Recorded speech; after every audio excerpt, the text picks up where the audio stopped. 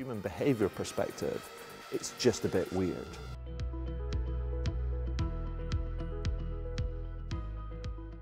Imagine this as a scenario. Imagine you're going down the high street, let's say, and you're going to go and buy a pair of shoes. You go into a shoe shop, you spot these shoes, and the assistant comes over and says, is there anything I can help you with? And you're like, no, I'm fine, I'm just browsing. And in your mind, you're looking at these boots and thinking, I like those boots. I think I'm going to come back and I might buy those kind of boots a bit later. Or another day sort of thing. Maybe you're waiting, you've got a birthday coming up or whatever, you're going to treat yourself at a later date. And you think, okay, fine. And then you leave the shop and you might go to get a cup of coffee, or you might go to a bookstore, or you might go and think about buying some music or whatever. And actually, at the same time, you've got this little minion that comes out of the shoe store with the boots on a platter, and it keeps kind of showing up and going, remember these boots?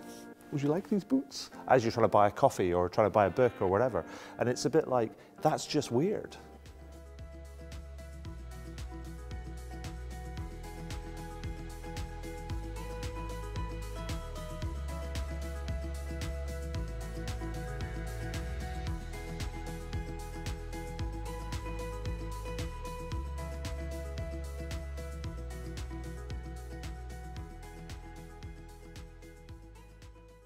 Diversity and inclusion is a really important component, and you were mentioning how things are changing and what we as an industry need to look at from a diversity and inclusion perspective.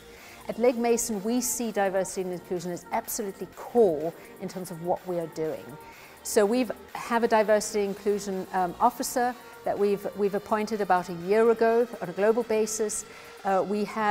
We build it into all our programs. We have employee resource groups that are really helping us when they are looking at diversity and how they're dealing with diversity in their diverse groups, is how can they really help us collectively improve the diversity and inclusion in our organization. It's absolutely important, it's key, it is in our agenda, and it's with everything that we do.